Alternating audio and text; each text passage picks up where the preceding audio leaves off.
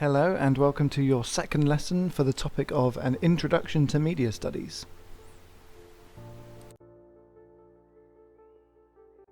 Our first task of the day is going to be attacking our personal learning checklist.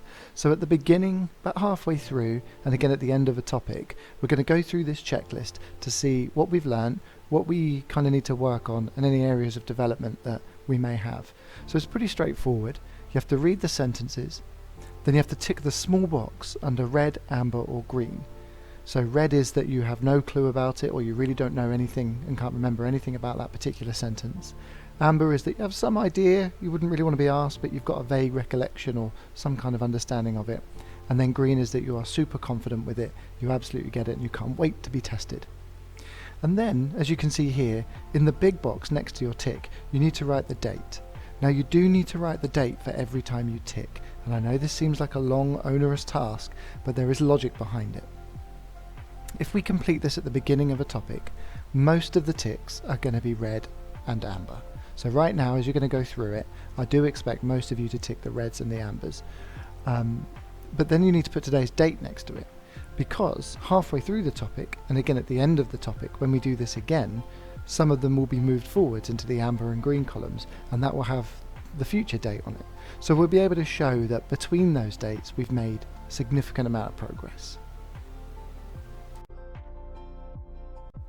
So if you can open your booklets now and turn to the first personal learning checklist, it's number 1 and it's for an introduction to media studies, and it should be around about the middle of your booklet.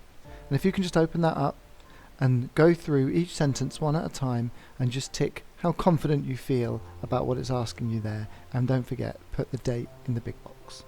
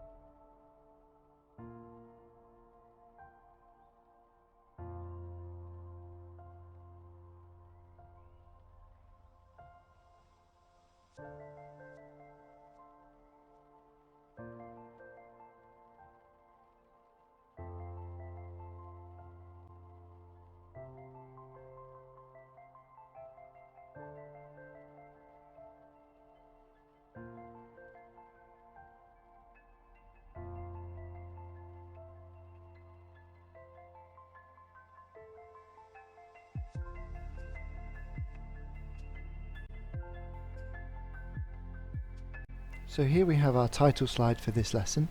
As you can see in the bottom left, it's still topic number 1, but this is the second lesson, a history of the media. So our objective today is to learn how technology and digital platforms impact the media by exploring this thing called the 3 formats. And again, we have a basic, moderate and advanced success criteria there.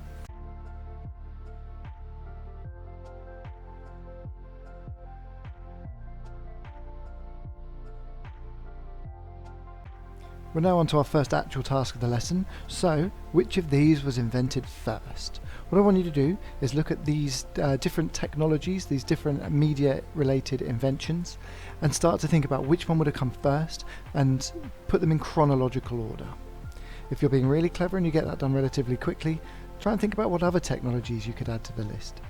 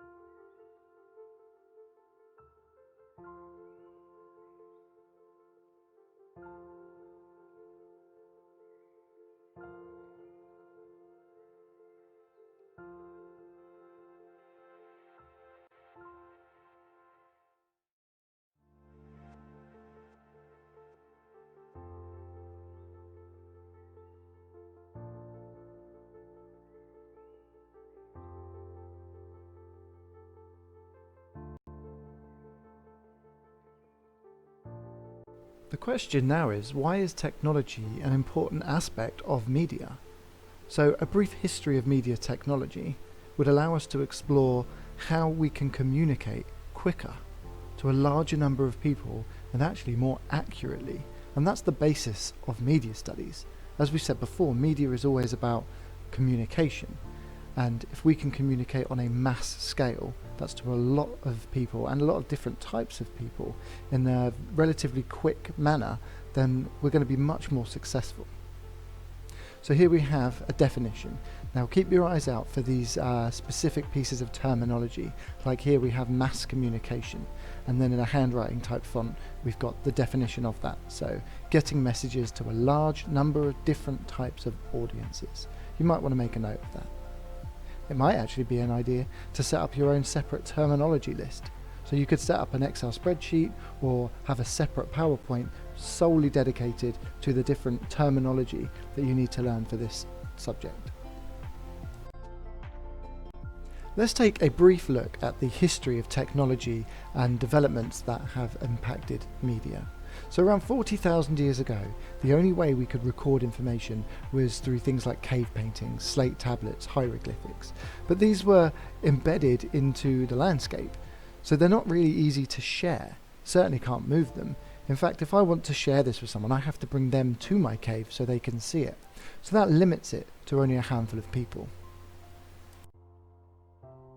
Seeing as the media is all about communication, and specifically mass communication, we can't really talk about media as a subject, or even being something that really existed, until about 600 years ago. So in the 1400s, Gutenberg invented the printing press. Now this was a machine that is kind of comparable to modern day printers. You would have wooden blocks with letters carved in them that you'd cover with ink, put a piece of paper on top, press it down, and hey presto, you have a copy. Now this meant that we could manufacture copies of things cheaply, relatively quickly, and this was the first kind of form of mass production in terms of media products. The first product that was actually mass produced in any volume was the Bible, and we can still talk about how the influence of the Bible is still very relevant to today's societies. The power and control that people had who owned a printing press, it was phenomenal. The issue, of course, is that you still have to then put that book or that letter or that newspaper on a horse and cart, take it down the coast, get it on a boat, sail over to America, if you were lucky enough to make it, which could take months, if at all, and then you have to put it on another horse and cart and take it to wherever you wanted to go. So sending messages around the world, this still didn't really speed that up in any sense. But what it did do was allowed for print media products, like I say, newspapers, magazines, leaflets, books, to be made in abundance on a mass scale. So that's when we really start talking about the invention or the start of media.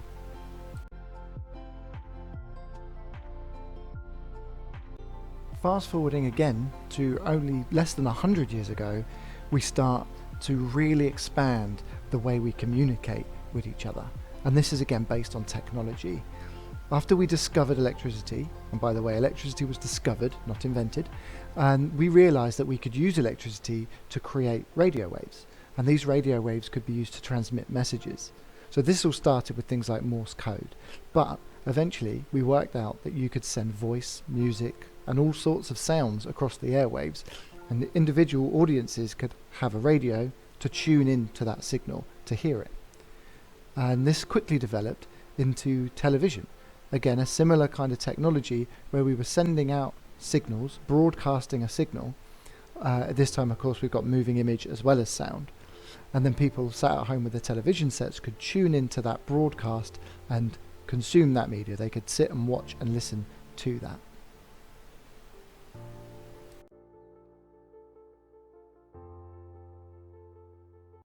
Bringing us up to today, the entire way we communicate has been completely revolutionized yet again, and that's only in the last 10 years.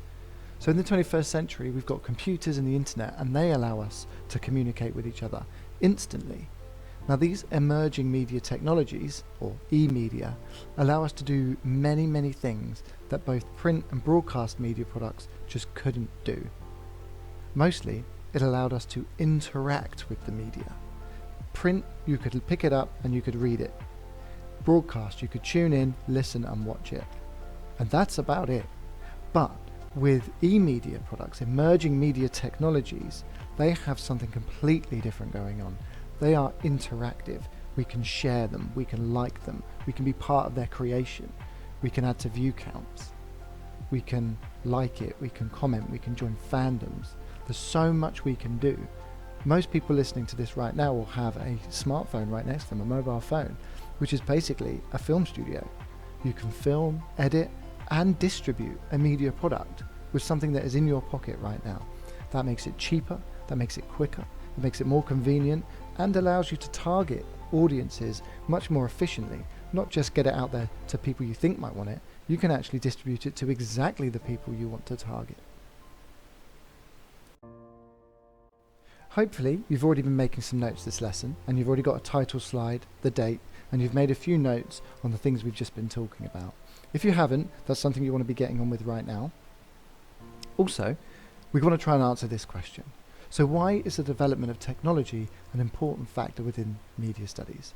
There's a starter sentence here you can use if you need a bit of extra help, but you can do this any way you see fit. You could write a sentence, you could put a title and then bullet point it. However you can get this information down is worthwhile.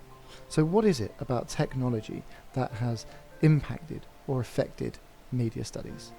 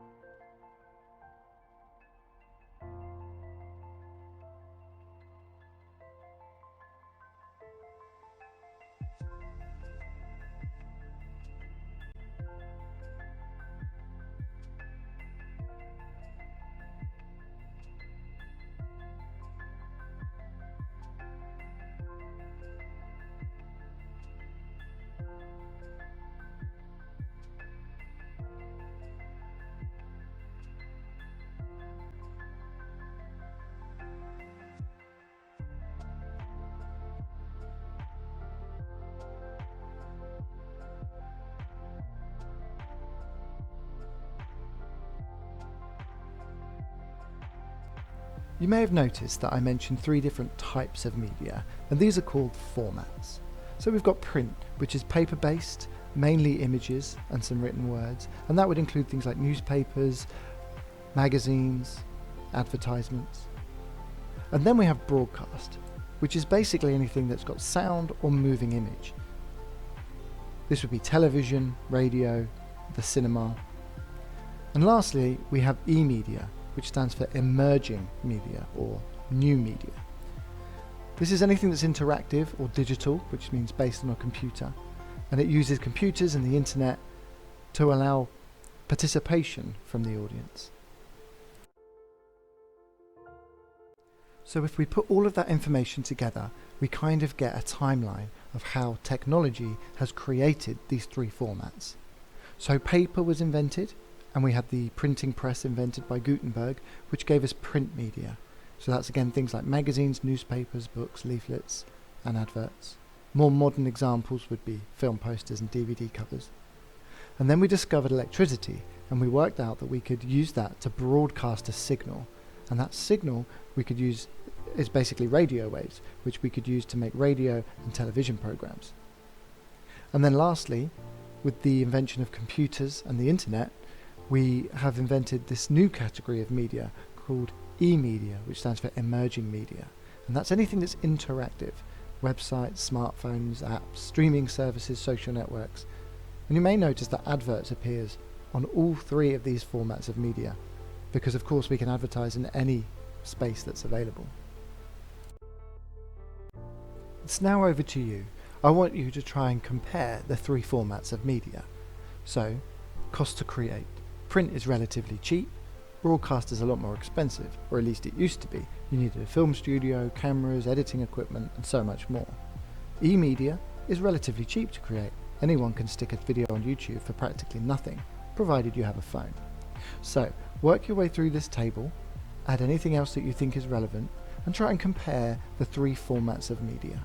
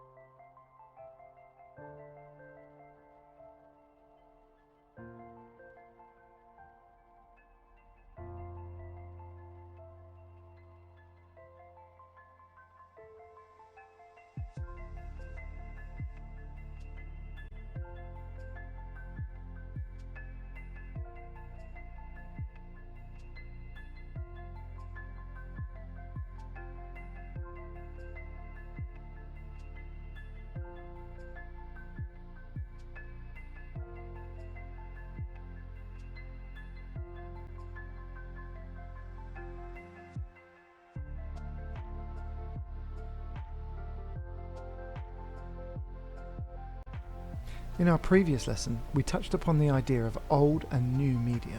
So old media, or you could refer to it as traditional media, it's not old as in terms of the age of it, it's old as in it's old-fashioned. And that would basically be print and broadcast media, because they are old-fashioned in the way they work. Somebody makes it, and the audience consumes it. New media, on the other hand, or e-media, is also sometimes referred to as digital media, because it's based on computers and the internet. And this has completely revolutionized the way we consume the media and the way it's produced. We now expect a certain level of interaction with our media products.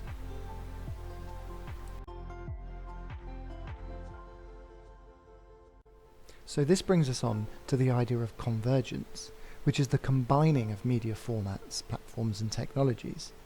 So for example, a television. Now this is a broadcast media platform, and it is old media, it's old-fashioned in the way it works. However, modern televisions are also connected to the internet, and these are called smart TVs. So I can use my remote control in my front room, push a few buttons and get to Netflix or YouTube or Spotify. And these are e-media services. So here we have a merging of old media and new media. You have television and a computer merging together. They've become digitally convergent.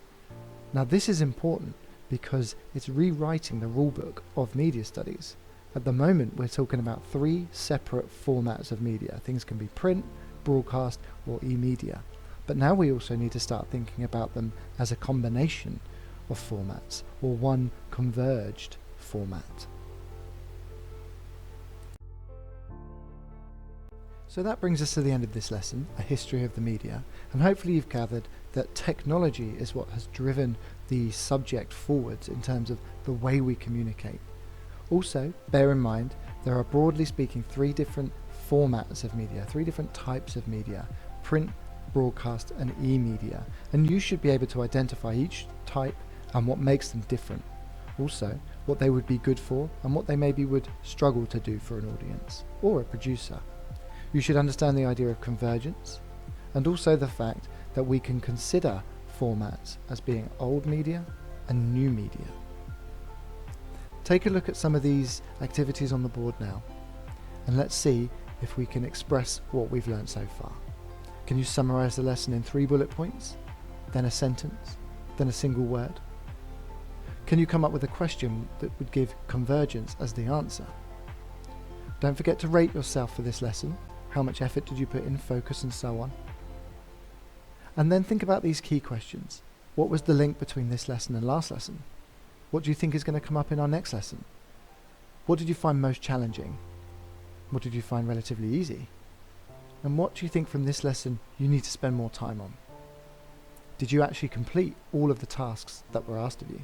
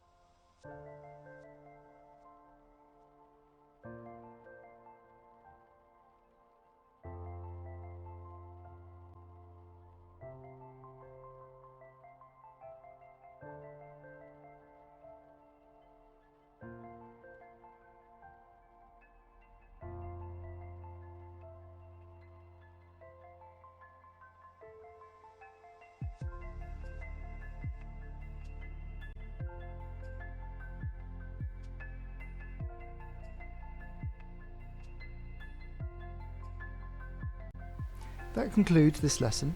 Again, have a look at the success criteria. Did you manage to complete the basic, the moderate, and the advanced criteria?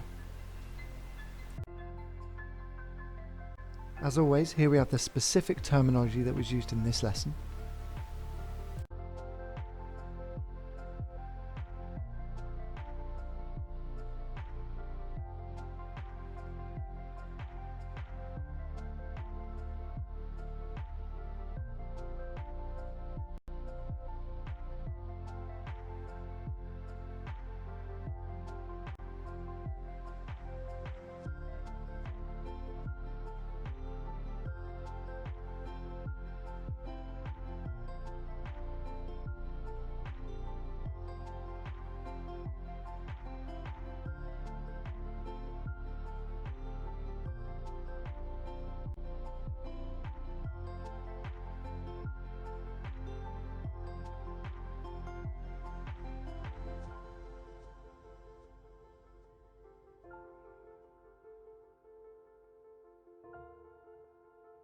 If you managed to get through all of the content and have gone back and double checked all of your notes, then here's an extension activity you could start.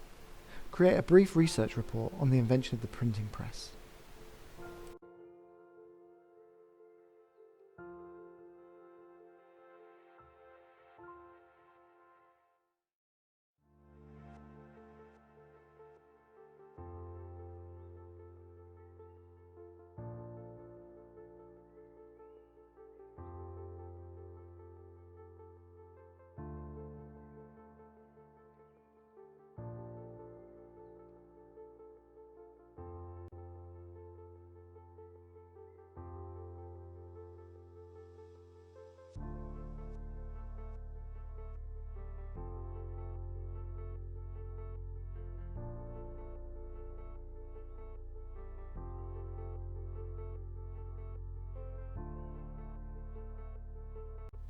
We also have some exam questions here.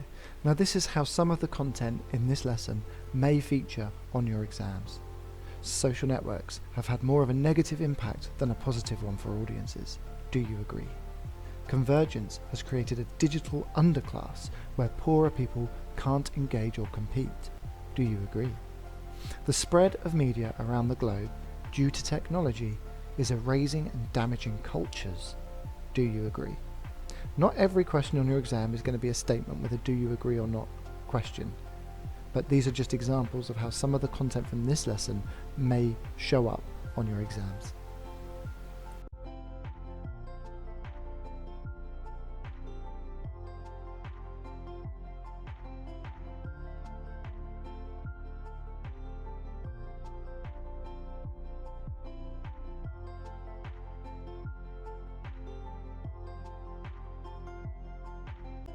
So congratulations for getting through lesson 2 of the first topic. I look forward to speaking to you again for lesson 3.